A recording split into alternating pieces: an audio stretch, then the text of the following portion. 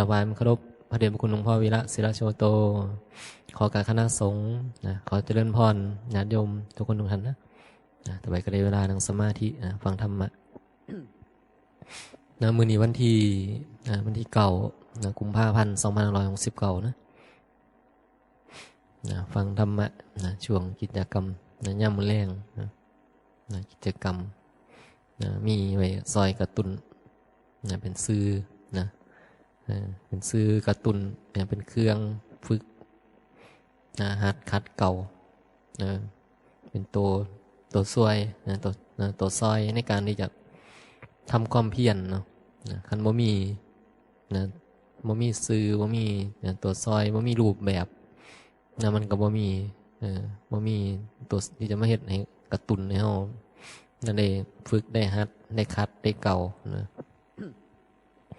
นั่นก็มีกฎมีระเบียบมีข้อวัดปฏิบัติมีมาแต่ครั้งพุทธกาลพุ่นละครั้งสมัยพุทธเจ้าก็บัญญัติขึ้นมาให้เฮ็ดอันนั้นอันนี้ข้อวัดปฏิบัติให้มันจำเป็นเนาะมันก็บัญญัติไว้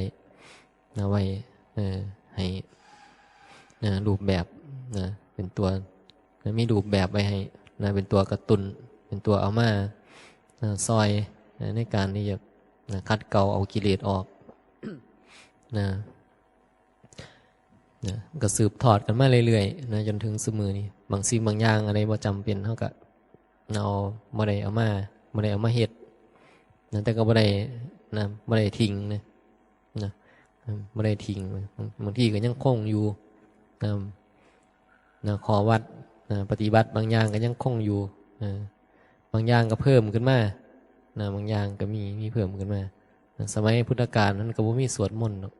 เฮาก็มีสวดมนต์เดินจงกรมก็บ่มีเลยก็ไปเดินเอาคนเดียวจะเดินสติคนเดียวมาเดินเป็นหมู่เป็นคณะนี่บ่มีเนาะบ่เฮ็ดให้เฮ็ดคนเดียวเพิ่นก็เฮ็ดเอาของเพิ่นน่ะยิ่งสมัยก่อนบ่มีเครื่องเสียบบ่มีเหยื่อบ่มีหยังคันผู้ใดบวชเป็นพระบ่มีสมาธิบ่มีภาวนาบ่เป็นอยู่บ่ได้อยู่ยากซุมื้อมันยังมีแนวเสพนี่มีอันนั้นอันนี้ให้เสพมีโทรศัพท์มีโทรทัศน์มีโทรศัพท์นี่แหละมีคอมพิวเตอร์มีหยังสารพัดในโลกมันทันสมัยเนาะมันก็มีแนวเสพมีเหยื่อเสพนะครับเพราะอยู่ได้เห็นบ่สมัยก่อนบ่มีไงหลวงปู่หลวงตาครูบาอาจารย์บ่มี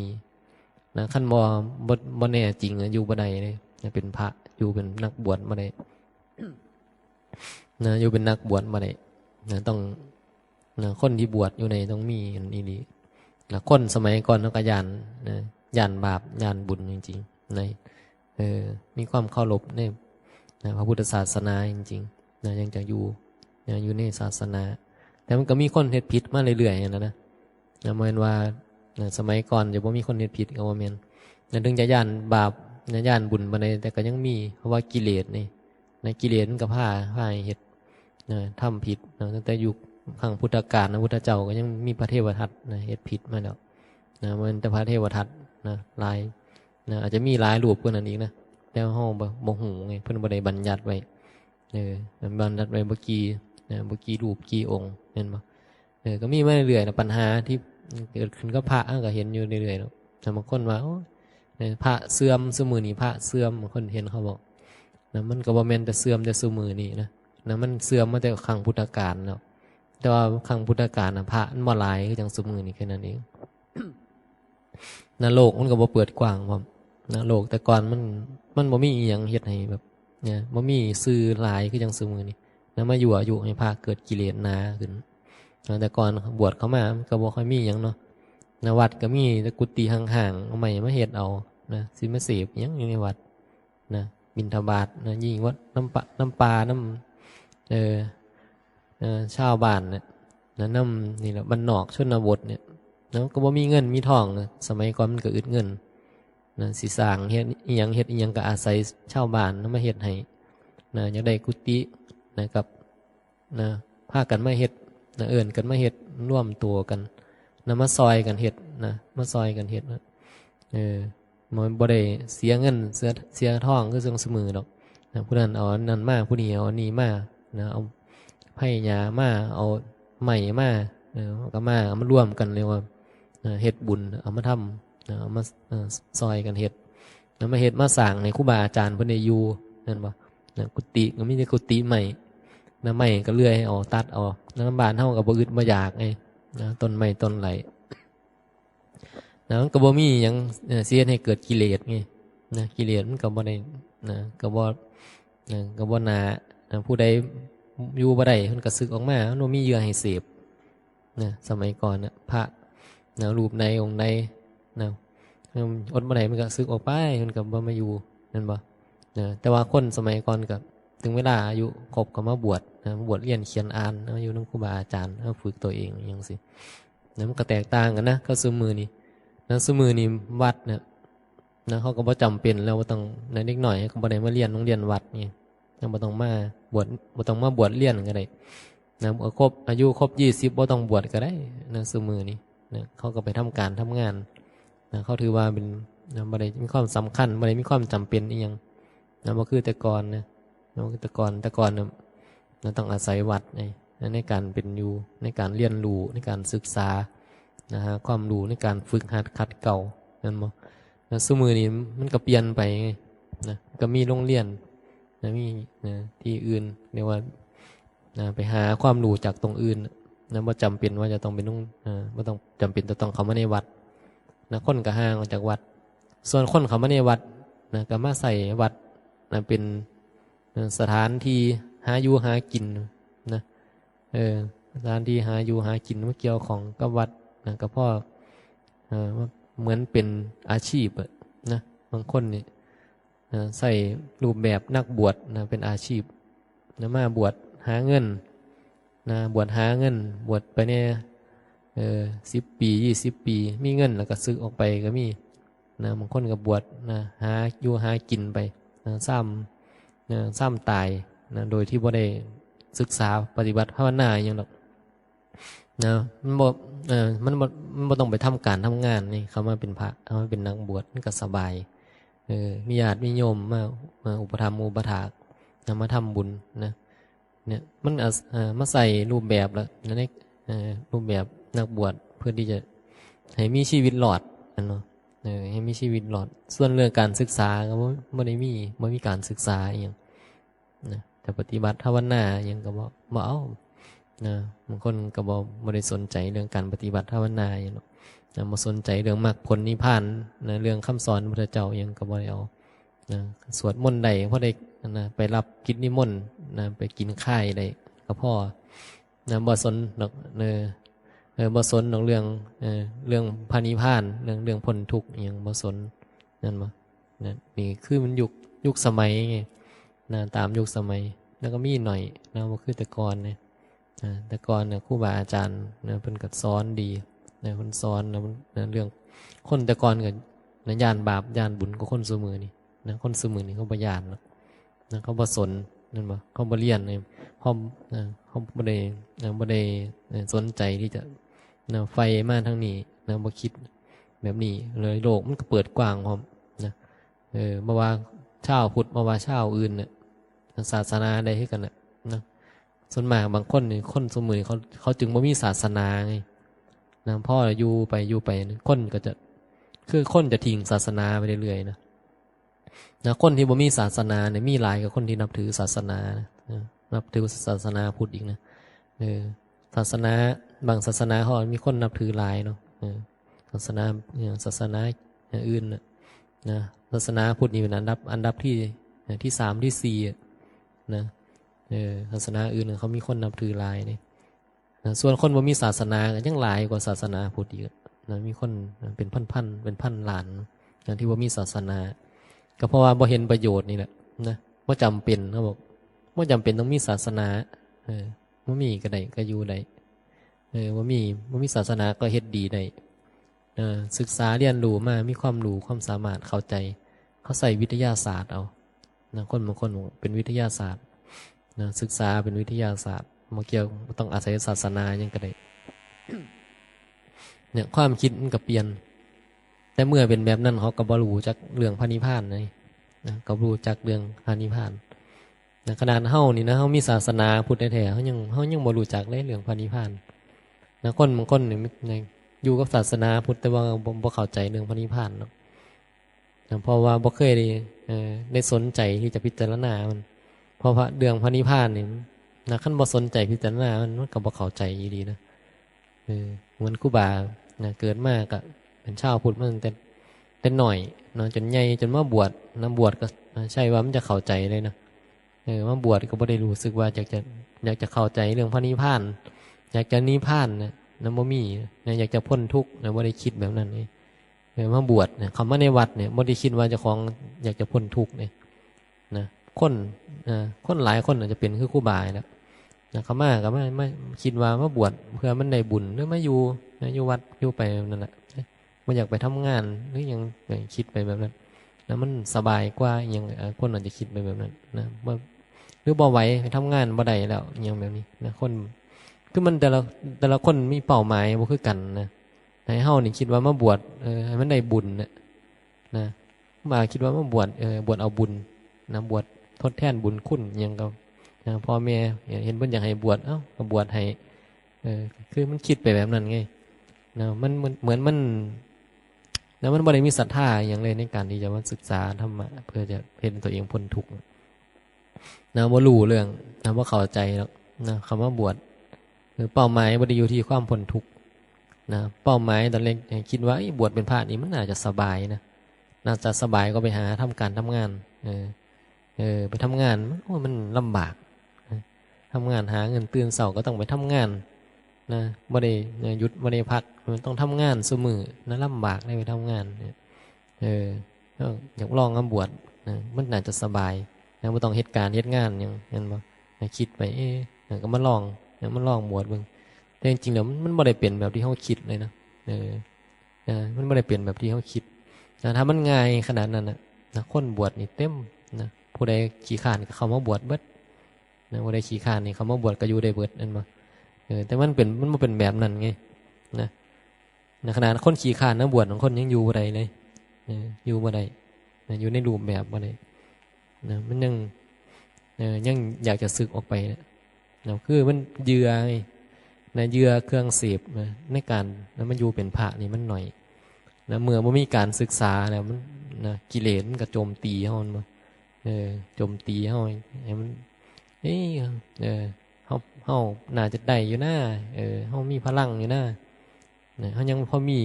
ความสามารถอยู่นะหรือมันก็มีหยังมันคิดหยังสักอย่างนึงมีหยังรอเฮาอยู่มีหยังอยู่ข้างหน้ามีหยังที่เฮาจะได้แล้วมันก็จะคิดไปนะปรุงแต่งไปนะปรุงแต่งไปเพื่อที่จะให้เฮาออกไปล่าเหยื่อไอ้กิเลสไงมันกวักมือเรียกไงมันบ่ได้ไปยืนกวักมือมันอยู่ข้างในเนี่ยอยู่ในจิตในใจเอานี่แหละมันบอกว่าไปนะไปล่องหรือเขาจะไปล่อง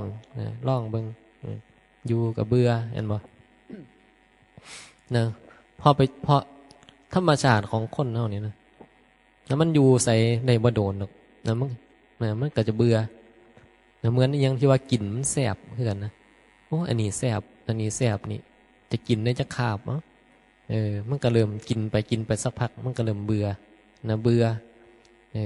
แล้วอันนี้นะอยากกินอันใหม่แล้วเอียงว่าแซ่บๆเอียงที่ว่าเฮาแบบว่าเฮามักที่สุดแล้วนี่ของโปรดของโปรดเฮานี่นะก็ลองกินติดต่อกันดูจักอาทิตย์นึงเนี่ยนะมันก็อยากจะหยุดแล้วอยากจะเปลี่ยนอันใหม่แล้วโอ้ขออันใหม่ก่อนจังกลับมากินใหม่แซ่บอยู่แต่ว่าก็อยากกินอันใหม่นะมันก็อยากกินอันใหม่เพราะว่าโดยธรรมชาติเป็นแบบนั้นนี่นะมันจะมีความรู้สึกว่าต้องมีอย่างใหม่ๆเข้ามาเรื่อยๆนะต้องมีอย่างมันปรุงแต่งเอาอย่างใหม่ๆมาเรื่อยๆนะพอมาบวชก็เหมือนกันนะมันก็ปรุงแต่งไปบวชอยู่ก็ถ้าสึกไปนะมันจะเป็นแบบนั้นแบบนี้ทั้งดีก็เคยรู้อยู่นะว่านะรู้อยู่ว่าทั้งโลกเนี่ยเฮาก็เคยผ่านนั่นมาแต่มันก็ยังปรุงแต่งไปอยู่ดีแหละนะปรุงแต่งคิดนึกจินตนาการไว้ว่ามันจะเป็นแบบนั้นแบบนี้ถ้าเฮาตะกี้นะครับตอนนี้อาจจะแตกต่างกันยังก็คิดไปนะมันก็ปรุงแต่งนี่สังขารนะมันปรุงแต่งของมัน ในเมื่อคันบ่รู้คันบ่มีการศึกษาเนี่ยบางทีเพราะมันปรุงแต่งมากเขามันก็ไปนะขาดการศึกษากิเลสมันก็ดึงออกไปลากออกไปคนหนึ่งอยู่ในรูปแบบในบ่โดนนะแม้แต่มันบวชแม่นบ่ออกไปนะบ่สึกออกไปนะมันก็ต้องไปหาตามล่าเหยื่อที่เฮาอยากนะที่เฮาแล้วมันจะอยู่เฉยๆบ่ได้มันต้องได้เสพมันต้องหาเหยื่อเสพมันว่าอยากได้เหยื่อมาเสพอยากได้เหยื่อมาเสพแล้วก็จินตนาการมากเขาแล้วนะทนบ่ไหวแล้วนะอดบ่ไหวแล้วนะบ่ไหวก็ต้องหาทางที่จะไปถ้ามีเหตุปัจจัยนะให้ได้ไปก็จะไปตรงนั้นจะไปตรงนี้จะไปเฮ็ดอันนั้นจะไปเฮ็ดอันนี้อีหยังก็ว่ากันไปไอ้ความปรุงแต่งของจิตนี่มันอยากเสพนะเสพสักพักมันก็เบื่อนะเบื่อคิดว่าตรงนั้นดีคิดว่าตรงนี้ดีแล้วสักพักมันก็เบื่อนะเบื่อไปเรื่อยๆนะเสพแล้วก็เบื่อนะจนกว่าเขาจะเข้าใจเรื่องธรรมะพุ่นล่ะแล้วมันก็จะรู้เองว่านะไอ้ความรู้สึกพวกนี้เนี่ยมันเกิดขึ้นมาแล้วแม้มันจะได้แล้วเดี๋ยวมันอีกแต่มันก็รู้สึกเพราะมันสมหวังเนาะอีกหน่อยมันก็หาเหยื่อใหม่อีกอยู่ดีนะมันก็หาเหยื่อใหม่คนใดคิดว่าจะพ่อได้มากเท่านี้เราจะพ่อพักเดียวเท่านั้นนะพ่อแล้วบอกว่าโอ้ขันไม่ได้เงินเท่านี้ก็สิพ่อแล้วพักเดียวเดี๋ยวมันก็หาแสวงหาอย่างใหม่อีกนะได้ทำนี้จะพ่อได้บ้านแค่นี้จะพ่อเดี๋ยวมันก็ปรุงแต่งอีกหรือจะเฮ็ดออกไปอีกหรือจะไปซื้อตรงนั้นอีกหรือจะไปนั่นอันนี้อีกแล้วมีเหตุปัจจัยมันกลายเป็นเรื่องปกตินะของคนนะมันมีความปรุงแต่งนี่นะปรุงแต่งไปอยู่ที่ว่าจะเฮ็ดในสำใดเหตุปัจจัยมันจะได้สำใดแค่นั้นเองแต่เรื่องปรุงแต่งนี่ปรุงแต่งเต็มที่นะปรุงแต่งเต็มที่แล้วก็บ่รู้ด้วยนะปัญหาคือการปรุงแต่งของเฮาเนี่ยเฮาจะบ่ค่อยรู้บ่รู้ว่าพอปรุงแต่งแล้วเนี่ยมันเป็นเลยมันเฮ็ดไปเพราะกิเลสตัณหาหรือเฮ็ดเพราะความจำเป็นหรือมันเฮ็ดนะเพราะว่ามันเป็นสิ่งที่จะต้องเฮ็ดมันมีประโยชน์อย่างเฮ็ดเพราะประโยชน์อย่างว่ากันไปนะหรือเฮ็ดไปเพราะว่ากิเลสมันอยากให้เฮ็ดแล้วก็บ่มีประโยชน์หยังดอกนะบ่ใส่ประโยชน์หยังไงปรุงแต่งแค่ว่าอยากจะได้อยากจะมีอีหยังแบบนี้นะเป็นเรื่องของการปรุงแต่งไงแล้วก็บางทีเหตุปัจจัยบ่มีให้เฮ็ดบางคนก็หาวิธีดิ้นรนที่จะเฮ็ดนั่นว่าคนที่เป็นหนี้นะส่วนมากมันเกิดจากเรื่องนี้นะคนที่เป็นหนี้เป็นสินก็เพราะความดิ้นรนของความอยากนะเมื่อบ่มีเหตุปัจจัยก็ต้องไปหานะไปแสวงหาไปกู้ไปยืมไปเฮ็ดหยังก็ได้เพื่อที่จะได้สิ่งนี้มาเขาให้ผ่อนก็ต้องผ่อนนะเนี่ยมันนะถ้าจะมองบางที่บางสิ่งบางอย่างไม่ได้จำเป็นแต่คนก็พยายามที่จะแสวงหามันนี่คือเรื่องของกิเลสไงกิเลสมันเหตุให้เป็นแบบนี้นะเป็นแบบนี้นะบอกว่าพระนะบอกว่าโยมถึงบอกว่ามันมีเหยื่อนะมีเหยื่อมันหล่อยิ่งซุมื้อนี้นะการซื้อขายแลกเปลี่ยนอย่างนี้มันสะดวกสบายนะมีโทรศัพท์เครื่องเดียวนะเราสามารถที่จะนะซื้อนั่นซื้อนี่ได้นะจับใจใส่สอยได้ง่ายติดต่อสื่อสารได้ง่ายนะมันเป็นโลกที่มันแบบทันสมัยนะเมื่อความสะดวกสบายเข้ามานะกิเลสมันก็มานะมันกับแฝงมานำสิ่งนี้นะคันเฮานะตามมาท่านเห็นบ่มันก็เกิดปัญหาขึ้นมาได้ยังไงคนบางคนที่เขานะเขาล่มละลายเขาเป็นหนี้เป็นสิน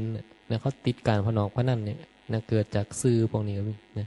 บางทีเห็นบอกเขาเรียนการพนันเขาเรียนออนไลน์นะเรียนในโทรศัพท์เรียนได้อย่างนะเขาขาดนะเขาเสียเงินเสียทองนะเสียสิ่งของนะเขาหมดเนื้อหมดตัวก็เพราะว่าโทรศัพท์เครื่องเดียวนะไอ้ที่บ่เห็นบ่หูนี่แหละนะให้เป็นทุกข์นะมันทรงมายั่วให้เกิดกิเลสในกิเลสก็ทำตามกิเลสไปสุดท้ายนะก็ตัวเองก็เดือดร้อนเห็นบ่นะความสะดวกมันก็มีมันว่าจะมีแต่ประโยชน์เนี่ยมีโทษมันกันนะคำว่าสะดวกสบายเห็นสะดวกสบายมาเลยเขาบอกกวักมือเรียกไม่ต้องซื้อเอาไปใส่ได้เลยไม่ต้องซื้อรถคันนี้ไม่ต้องดาวเอาออกไปใส่ฟรี นะ3 เดือนแล้วค่อยมาจ่ายตังค์จังซี่เดี๋ยวเขาก็มีวิธีการของเขาคนที่เขาจะขายเขามีในที่เขาจะเดี๋ยวเขาก็ค่อยมาเก็บตามที่หลังเนี่ยมันก็เฮ็ดให้เฮาแบบมีแรงจูงใจนะที่จะเอามาหาเหยื่อนั้นมานะที่นี่ก็เกิดปัญหาขึ้นนะสังคมซุมื้อก็เลยมองว่าวุ่นวายนะวุ่นวายแต่ละคนนะมันแย่งนะแย่งกันนะแย่งทุกอย่างนะแย่งกันกินแย่งกันใส่นะแย่งกันหาแย่งกันเก็บแย่งกันสะสมนะสะสมไปนะเรื่องของกิเลสนำผลิตยังออกมาบรูต่ออีหยังเยอะแยะเต็มไปหมดเห็นบ่สร้างบ้านเนี่ยเบิ่งคนเสมอสร้างบ้านนะจะต้องแบบหรูหรานะสร้างธรรมดาก็บ่เอานะบ้านสมัยก่อนนะบ้านสมัยก่อนแบบธรรมดาบ้านนะแต่สมือนี่บ่ได้นะบ้านนี่ต้องสร้างมาเลยราคาเท่าใดก็ตามมันขอให้มันงามมันดูดีต้องเฮ็ดมันแบบเฮ็ดแล้วมันต้องดูดีสบายหูสบายตาเป็นตาอยู่นั่นบ่นะคันบ่งามนี่คือบ่ผ่านแล้วนะสมือนี่มันก็กับแต่ก่อนมันก็เลยมีความแตกต่างกันนะอีกอย่างที่สร้างออกมาแล้วแบบมันมีความสวยงามหรูหรามันก็ขายได้มันก็มีจุดขายของเขานะอย่างที่เฮ็ดออกมาแล้วอีกอย่างก็ตามที่มันมีความสวยความงามเสมอแล้วมันขายได้ทุกอย่างนะคันบ่มีความสวยงามต่อให้มันจะมีคุณภาพดีขนาดใดนะขาดนะความสวยงามนะคนก็บ่อยากจะเอามาใส่บ่อยากจะซื้อกันบ่เพราะว่ารสนิยมเรียกว่ารสนิยมคนก็เปลี่ยนไปตามยุคตามสมัยบ้านก็เป็นทรงเหล่าก็บ่เอาละสมัยนี้นั่นมันก็ต้องเป็นโมเดิร์นเนี่ยมันก็เปลี่ยนไปตามยุคสมัยเนี่ยโดยธรรมชาติคนที่มีกิเลสมันก็เสพแล้วอีกหน่อยก็เบื่อแล้วก็เปลี่ยนไปเรื่อยๆเปลี่ยนไปเรื่อยเมื่อเฮาบ่มาศึกษาธรรมะเฮาก็บ่รู้เรื่องว่านะถึงบอกว่านี่แต่ละคนนี่นะจะมาเปลี่ยนพระเป็นชีเป็นนักบวชเป็นยังนะครับมาอยู่ในวัดสักพักหนึ่งเนี่ยมันก็จะเบื่อนะบวชเขามาเป็นพระอีกสักพักก็จะเบื่อเบื่อแล้วก็จะปรุงแต่งได้หมดเลยนะไปตรงไหนดีจะอยู่จะซึกดีนะวัดนะจะอยู่วัดเฮ้าหรือสิไปอยู่วัดไหนนะบอกว่าพระบอกว่าชีบอกว่าผู้ใดนั้นมันปรุงแต่งไงปรุงแต่งไปมันถึงอยู่กับทีบ่ใครใดนะอยู่กับทีบ่ใครใดปรุงแต่งบ่เลิกนะจนกว่ามันจะเข้าใจธรรมะนะคันเฮาบ่เข้าใจธรรมะนี่นะมันจะปรุงแต่งเห็นสมัยแต่ครูบาเป็นโยมเนี่ยไปทำงานเนี่ยในเงินเดือนซ้ำนี่ก็บ่พอใจเท่าหรอกนะก็อยากได้เพิ่มขึ้นมาอีกนี่ทุกประเภทบริษัทนี่ให้เงินเดือนหลายไปสมัครไปหาเพื่อยังไปล่าไงเรียกว่าตามล่านะตามล่าเพราะความอยากได้นะก็บ่จบบ่สิ้นไงบ่จบหรอกนั่งก็ล่าเดี๋ยวไปนี่ก็บ่พอใจอีกก็อยากได้ตรงไม่อีกไปเรื่อยๆนะนี่คือกันนี่แหละนะคำว่าเป็นพระเป็นนักบวชนะมันก็ตามล่ามันเก่านะตามล่าอยู่มันเก่านะเหมือนจะมีอย่างให้เฮาได้มันจะมีอย่างเฮาได้ยังบ่หยุดดอกในเรื่องการตามล่าเนี่ยนะไม่เคยหยุดเนี่ยจนกว่าเขาจะเข้าใจเข้ามาศึกษาดีๆโอ้มันตามล่าเนาะทั้งที่มันล่าแล้วมันกับอะไรอย่างเงี้ยนะละครบทเนี่ยนะละครของบทนักล่านี่นะนั่นอะไรอย่างหรอกมันเหมือนลิเกเหมือนหมอลำนะเหมือนหนังเหมือนละครนะเล่นไปสักพักหนึ่ง เล่นบทพระเอกเล่นบทนางเอกเล่นบทนางม่านลายเล่นบทตัวลายเล่นบทโจรยังก็เล่นไปทุกบทนั่นแหละบทนั้นบทนี้เล่นไปแล้วก็เบื่อเล่นบทสุบทแล้วมันก็ไม่รู้จะเล่นบทไหนเห็นบ่บทบาทใดก็เล่นมากแล้วก็ยังบ่พอยังจะหาบทใหม่เล่นอยู่เรื่อยๆว่ามันเล่นแล้วมันเบื่อแล้วไงเล่นจนเล่นบางสิ่งบางอย่างเล่นแล้วก็เบื่อนะก็จะไปหาเล่นบทใหม่ไปเรื่อยๆนะมันก็เลยบ่จบไง นะบ่จบจักเทื่อดอกนะจนกว่าเฮานะเฮาศึกษาธรรมะแล้วเฮานะพอเข้าใจนะถามว่ามันเลิกเรียนละครแล้วนะนะถามว่ามันเลิกเรียนละครแล้วบ่มันอยากเรียนละครเก่าเนี่ยแต่ว่าเฮาหูแล้วไงนะเฮาก็เริ่มรู้แล้วว่านะไปไสมันก็ซ้ำเก่าน่ะจะไปเรียนบทใดนะจะเป็นพระนะไปเป็นโยมนะไปตรงนั้นไอ้ตรงนี้ไปเฮ็ดอีหยังก็ตามอ่ะจะอยู่วัดนี้หรืออยู่วัดใดนะมันได้ทอเก่าอ่ะนะทอเก่าคือมันดับไปหายไปแล้วมันก็บ่ได้หยังนี่มันเท่ากับศูนย์อ่ะแล้วมันว่างเปล่าอ่ะนะบทนี้เนี่ยบทที่เฮาบ่เคยเฮาบ่เคยพิจารณาเนี่ยว่าแต่บทหยังก็ตามเนี่ยนะบทอีหยังที่เรียนมาเนี่ยผ่านมาเนี่ยนะชีวิตนะแต่ละคนนี่มันเล่นบทหยังมาแน่ล่ะให้ก็เคยให้มาแล้วบทโศกมันบ่บทมีความสุขสมหวังก็เรียนมาแล้วนะก็เรียนมาแล้วนะเคยมาแล้วหัวเราะยิ้มนะเคยเรียนมาแล้วมันก็ดับไปหายไปมาอยู่เรื่อยๆนะแต่ว่ามันบ่ได้สนใจมันนะบ่ได้สนใจนะทั้งที่มันก็เรียนมาแล้วปรากฏดับมาเรื่อยๆแต่เราบ่เคยสนใจนะพอมาถึงตอนนี้นะมันก็หูแล้วไงว่าจะเรียนบทยังก็ตามแล้วนะมันก็แค่นี่แหละนะแค่ปรากฏแล้วก็ดับไปจะเรียนละครบทใดมาเรียนบทพระนะบทพระมันก็บ่ได้เป็นยังมันก็บ่ได้นะเจ้าจะบอกว่าเป็นพระปฏิบัติพระดีพระบ่ดีพระยังก็ตามนะมาปรากฏการณ์นี้มันก็ดับไปหายไปมันเป็นศูนย์เปล่านะมันบ่มีประโยชน์มันบ่มีบ่มีอีหยังอยู่ในนะรูปน้ำอยู่ในสิ่งปรากฏนี่นะเหตุการณ์ที่มันปรากฏต่างๆเจ้าจะเรียนบทใดก็ตามนะบทนั้นก็แค่บทละครที่มันไม่เป็นไปตามเหตุปัจจัยของมันนะโดยที่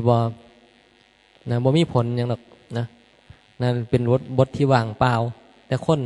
นบ่รู้ว่ามีการศึกษาบ่รู้หรอกว่าเหตุอย่างอยู่นะมันก็เป็นแค่ปรากฏการณ์ที่มันเกิดดับแต่คนที่เฮาคนที่โง่หลงคือเฮาเนี่ยมันจริงจังในบัดนี้นะจริงจังมันเป็นจริงเป็นจังเป็นเรื่องเป็นเล่ามันก็เลยเป็นสุขเป็นทุกข์ไงนะก็เลยเป็นเฮาเป็นเขามีเรื่องเล่าสมมุติขึ้นมาเป็นนั่นเป็นนี่จะเป็นให้มันใจมันเป็นนะใจมันเป็นนะเฮาเข้ามาเป็นพระเฮาก็เป็นพระเฮาคือว่าเป็นพระแบบนั้นแบบนี้เฮาจะต้องเป็นแบบนั้นแบบนี้เฮาอยากเป็นแบบนั้นแบบนี้นั่นบ่อยากเป็นคือจังหลวงปู่อยากเป็นคือจังหลวงตาอยากเป็นคือจังอาจารย์องค์นั้นองค์นี้มีความเป็นนะความเป็นนี่บ่เคยละนะให้มันเป็นทุกขณะเล่นละครไปเล่นละครละครของบทของเฮาและสิ่งนี้กำลังปรากฏเกิดดับแต่ก็บ่รู้หรอกบ่ฮู้จักบ่ฮู้จักเพราะว่าบ่เข้าใจในคำสอนของพุทธเจ้าไงก็เลยบ่ฮู้บ่ฮู้ว่าละครละครเนี่ยมันบ่มีหยังในบทละครเดี๋ยวอีกหน่อยตอนจบก็คือเขาห้ามไปเผาทิ้งบ่ได้หยังหรอกบ่ได้หยังหรอกที่จริงๆตอนจบเนี่ยห้ามไปเผาทิ้งแต่ก็จะเล่นละครเป็นสุขเป็นทุกข์เป็นเฮาเป็นเฮามีเฮาผิดหวังสมหวังทะเลาะกันเรื่องนี้แหละบ่เคยสงบบ่เคยสงบความอยากมันรบกวนในกิเลสมันกวนกวนที่กวนนี่แล้วก็กวนเบียดเบียนตัวเองแล้วก็เบียดเบียนคนอื่นโดยที่บ่เห็นบ่เคยเห็นบ่เคยเห็นบ่เคยหูบ่เคยรับรู้หรอกว่ากำลังเล่นละครอยู่คันเฮาบ่เข้าใจเฮาบ่ได้สมาธิเฮาจะบ่ฮู้เลยว่าเฮาเล่นละครเล่นละครมันเหมือนเสมือนมีเฮามีเฮาแล้วก็มีเขา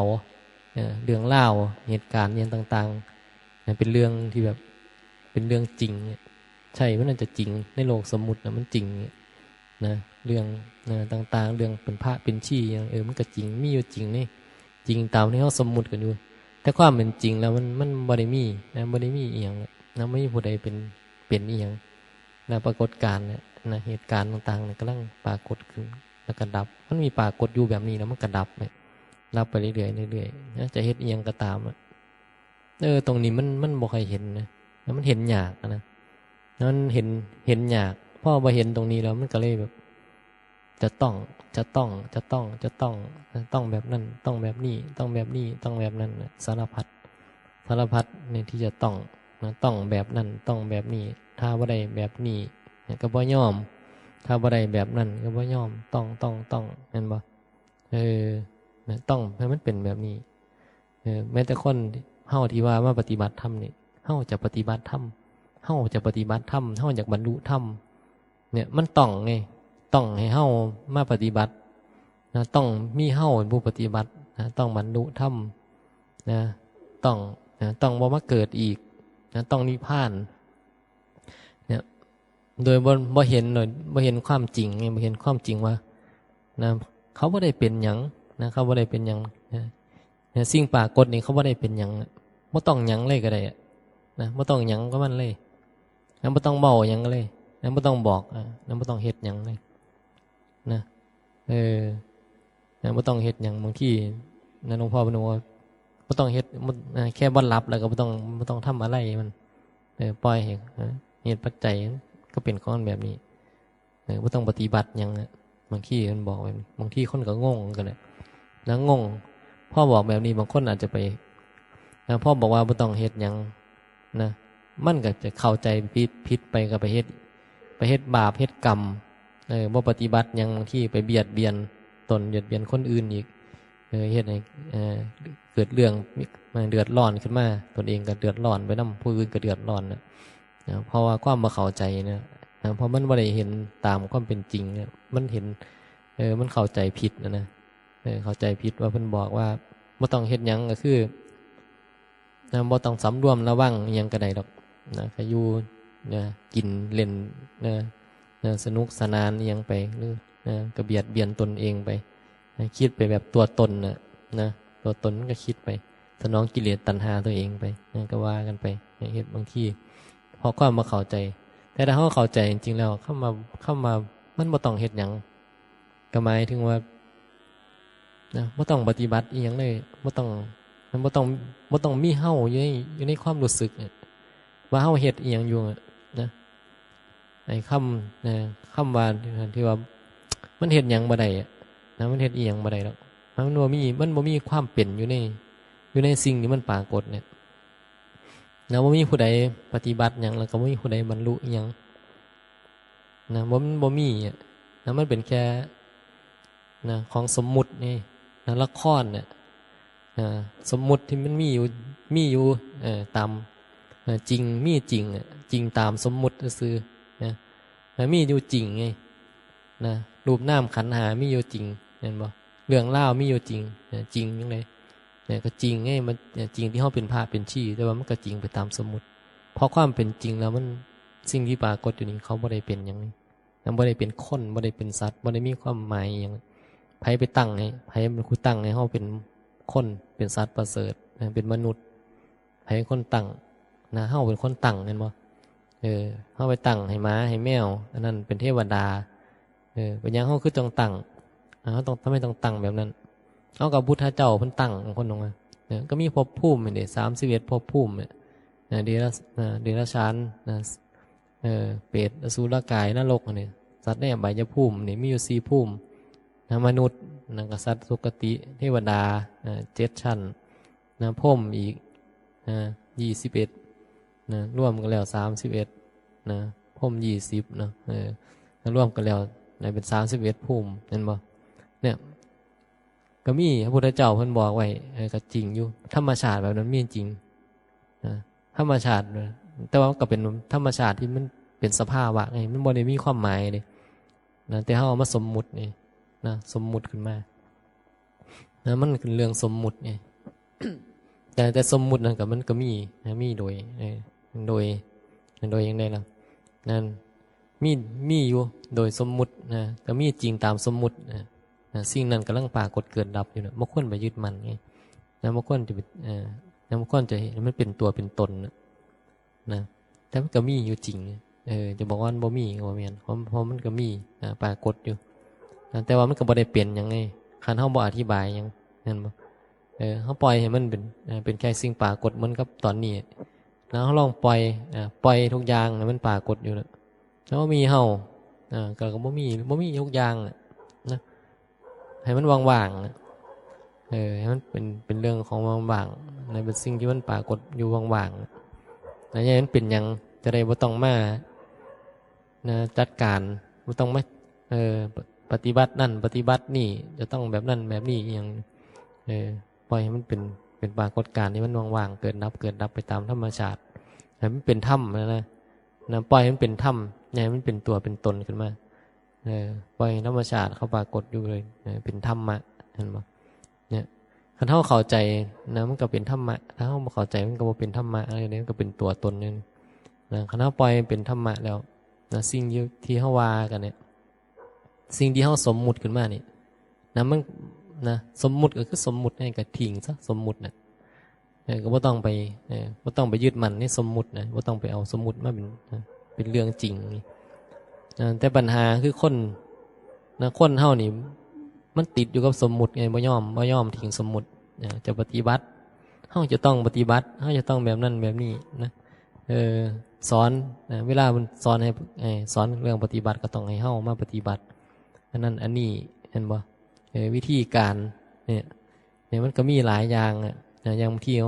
ครูบาอาจารย์มันเทศเนี่ยมีสติปัฏฐานเห็นบ่เอาไปปฏิบัติตามสติปัฏฐาน4เด้อสมปัฏฐาน4เด้ออย่างคุณว่าทำที่ให้เกิดองค์ความรู้นะให้เฮาดูแล้วก็ให้เฮาพ้นทุกข์ได้อันนี้นะเฮ็ดให้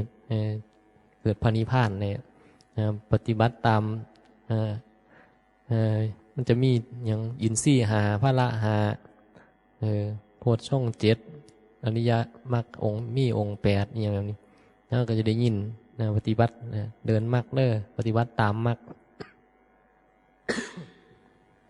เพราะเพิ่นบอกแบบนี้เฮาก็คิดเป็นตัวเป็นตนขึ้นมาเฮามีเฮาขึ้นมาจะปฏิบัติเฮาจะปฏิบัติตามบ่ละความเป็นเฮาไงบ่ละความเป็นเฮาออกการปฏิบัติตามมันก็เลยเป็นตัวตนเป็นผู้ปฏิบัติก็เลยบ่ยอมละตัวตนจักเทื่อเอาแต่ตัวตนนั้นปฏิบัติฉันจะเจริญอันนั้นจะเจริญอันนี้ต้องเฮ็ดแบบนี้มันบ่อันนั้นแบบนั้นแม่นบ่เฮาเป็นผู้ปฏิบัติอยู่ตลอดบ่ละความเป็นเฮาการปฏิบัติก็เลยอยู่ที่เก่าบ่ได้อยู่ตรงเก่าบ่ได้ยังก็ไปเรื่อยๆไปเรื่อยๆไปหาปฏิบัติบ่รู้ว่าตรงไหนสัปปายะก็บ่รู้เพราะว่าปัญญายังบ่เกิดคันเฮาบ่เกิดปัญญามันจะหาสถานที่สัปปายะบ่ค่อยได้ทั้งที่สถานที่สัปปายะมันก็พอมีอยู่นะแต่ปัญหาคือเฮาไปเสพไงพอเฮาไปเสพแล้วมันก็บ่สัปปายะไปเสพคนบุคคลก็บ่สัปปายะไปเสพสถานที่ไปเสพเสนาสนะที่อยู่ที่พักบางที่บอนกับบ่สัปปายะทั้งที่บางที่มันก็สัปปายะอยู่ไปเสพอาหารการกินก็บ่สัปปายะไปเสพบางบอนเขาบ่มีธรรมะมันก็บ่สัปปายะมันก็บ่สัปปายะจากที่เฮาบ่มีธรรมะนี่แหละมันเฮาขาดธรรมะแล้วตรงใดมันก็บ่ดีหายากที่จะมันจะดีนะมันก็ติดอยู่ที่ตัวเฮาไงคันเฮามีธรรมะแล้วธรรมะเฮามันสัปปายะแล้วมันก็พออยู่ได้ไปอยู่ไสก็พออยู่ได้หาบอนที่มีคนดีบ่ทะเลาะกันบ่เบียดเบียนกันแต่มันก็ยังหายากแน่หน่อยแต่คันเฮามีธรรมะแล้วเฮาก็เข้าใจไงเฮาก็บ่ไปต่อต้านเขาบ่ไปหาเรื่องเขาไปอยู่มอแม่เฮาฮู้จักแล้วว่าคันตรงนั้นมันบ่มีผู้ใดมาเบียดเบียนเฮาบ่เฮ็ดให้เกิดโทษอีหยังแบบรุนแรงอีหยังมันอาจจะมีด่ากันบ่นกันบ้างเป็นเรื่องปกติกิเลสมันมีแต่ว่าก็บ่ได้มีอีหยังที่มันรุนแรงก็พออยู่ได้หมดนะไปอยู่ตรงใดมันก็ได้มันอยู่ที่เฮามีธรรมะสัปปายะบ่เฮามีธรรมะในใจเฮาบ่ก็เลือกสถานที่บ่มันก็มีหลายวัดก็มีหลายเห็นบ่เลือกวัดนั้นวัดนี้สถานที่ตรงนั้นตรงนี้ก็เลือกอยู่ได้นะหรือบ่อยากไปเลือกก็มาอยู่ตรงนี้อยู่วัดสังคุยมันก็สัปปายะถ้าพูดถึงว่าคันเฮาแค่จะเอาธาตุขันธ์ มาปฏิบัติธรรมเอามาศึกษาธรรมะเพื่อที่จะดูแลก่อนทุกข์ให้มันให้ศึกษาธรรมะเรียนรู้ธรรมะแล้วก็ดูแลก่อนทุกข์ไปถึงมือตายวัดป่าสังคุยเนี่ยมันก็พออยู่ได้นะมันสามารถที่จะดูแลก่อนทุกข์ได้เรื่องการเป็นการอยู่ธาตุขันธ์เขาแล้วก็มีกินที่พักก็มีอยู่แทบจะไม่มีเงินก็มาอยู่ได้ดีพักอาศัยก็มีครบน้ำฟรีไฟฟรีแล้วก็มีธรรมะให้ฟังเป็นสัพพายะทุกอย่างนะบุคคลคนในวัดเนี่ยก็ถือว่ามีคนที่เป็นกัลยาณมิตรที่หลายคนดีส่วนมากคนผ่านแทบจะบ่มีกันหน่อยถึงจะมีผ่านบางแต่ก็บ่ได้รุนแรงยังแบบบ่ได้ตีบ่ได้ขากันยังมากกระบนในกันบ้างด่ากันบ้างยังบ้างโดยปกติคนที่มีกิเลสแต่ก็มีส่วนหน่อยคนที่ด่าที่บ่นมีบ่กี่คนคนที่เขาปฏิบัติธรรมนาแล้วส่วนมากเขาก็บ่ได้ไปว่าไปบ่นไปดุไปด่าอย่างนั้นนั่นก็อยู่กันมอแม่ๆนั่นบ่อยู่กันสบายถึงเวลากินเวลาฉันก็ไม่กินมาฉันแล้วมียังเฮ็ดซอยกันก็เฮ็ดบ่มีก็อยู่ภาวนา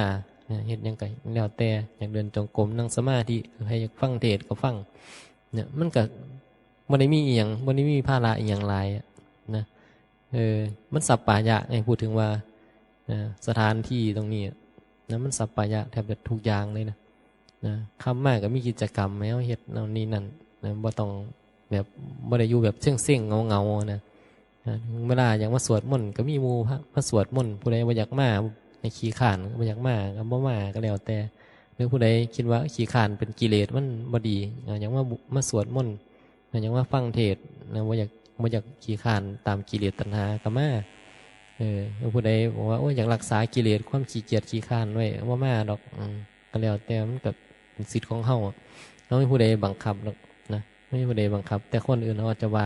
าเฮาขี้ข้านน้อยใหญ่อันนี้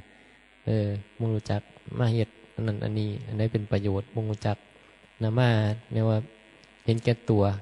อาศัยตัวมูอย่างก็ว่าก็เป็นเรื่องจริงไงนะครับเพราะมันเป็นเรื่องจริงมันก็เป็นธรรมชาติแบบนั้นเขาก็ต้องมองแบบนั้นก็ถูกแล้วนะคำเป็นเฮาเป็นคนแบบนั้นมันก็ธรรมชาติแบบนั้นก็ต้องพูดไปตามความเป็นจริงเนี่ยก็บ่มีผู้ใดด่าผู้ใดหรอกถึงจะเฮ็ดบ่เฮ็ดมันก็บ่ได้มีผู้ใดไปด่าผู้ใดนั่นบ่ซั่นเคยผู้ใด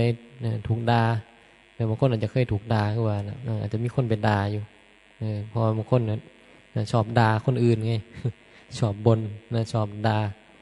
อาจจะมีบางแต่ก็มีบ่กี่คนมีบ่กี่คนมีหน่อยคนส่วนมากก็บ่มีคนด่าหรอกส่วนมากเขาก็ดูตัวเองไม่อยู่ตัวไผตัวมันไผเฮ็ดได้ก็เฮ็ดบ่ได้เขาก็ก็แล้วไปมันเป็นเรื่องแบบบ่ได้มีเรื่องอย่างนี้แบบยุ่งยากอย่างเลยนะบ่มีเรื่องอย่างนี้บังคับกันนะบ่มีเรื่องบังคับมาอยู่นี่แทบจะเป็นอิสระเป็นเรื่องเฉพาะบุคคลให้คิดพิจารณาเอาเองไงแต่ละคนว่าอีหยังมันเป็นประโยชน์อยากจะเฮ็ดก็เฮ็ดนั่นบ่อีหยังมันมีโทษก็ให้เว้นอีหยังมันมีโทษมันเป็นข้อห้ามเป็นกฎกติกาของเฮาเขาก็เว้นเสียง่ายๆนะก็บ่ได้เว้าอีหยังหลายมีแต่ผู้ใหญ่แล้วมันบ่ซั่นมาอยู่ก็เลยต้องเว้าอีหยังหลายถึงบางทีถึงบอกว่าบางทีขี้คร้านเว้ามันขี้คร้านเว้าก็เพราะว่าหยังมันเหมือนนะมันบ่ต้องเว้าหยังก็ได้นั่นบ่ทุกคนเข้าใจอยู่ว่าอีหยังเป็นมีประโยชน์อีหยังมีโทษบ่เป็นเด็กน้อยเพิ่นจะต้องมามาต้องอบรมอยู่ตลอดบ่แม่นทุกคนบ่ต้องไปอบรมรู้แล้วว่าอีหยังควรบ่ควรแยกแยะได้อันนี้มีโทษนะอันนี้มีประโยชน์นะควรเฮ็ดนะก็แยกแยะได้เฮาสามารถที่จะเรียนรู้ได้เรียนรู้สิ่งพวกนี้ได้แล้วก็เข้าใจมันแล้วก็บ่ต้องเว้าหลายก็เลยบ่ต้องเว้าหลายยังบ่ต้องไปบอกคนนั้นคนนี้ให้มันยุ่งยากเว้าเทื่อนึง2เทื่อแล้วก็จบมันบ่ก็เฮ็ดไปนั่นก็จบเนี่ยมันบ่ได้มีหยังหลายเทศที่เทศที่เว้าหลายนี่บางทีบางสิ่งบางอย่างมันเป็นเรื่องของ เรื่องของการสงเคราะห์ซื่อดอกนะเป็นเรื่องกิจกรรมอหย่างซื่อนะเป็นกิจกรรมเขาก็เฮ็ดไปถึงเวลาถ้าไม่ต้องมาสวดมนต์จริงๆแล้วบ่มาสวดก็ได้นี่นะยกเลิกบ่ต้องมาสวดจักคนก็ได้ใหญ่น่ะสวดเอาเองก็ได้ไผอ่านหนังสือได้ก็สวดได้นะสวดเอาเองไผเอามันดีว่าล่ะบางคนก็ว่าโอ้ยบ่มีหมู่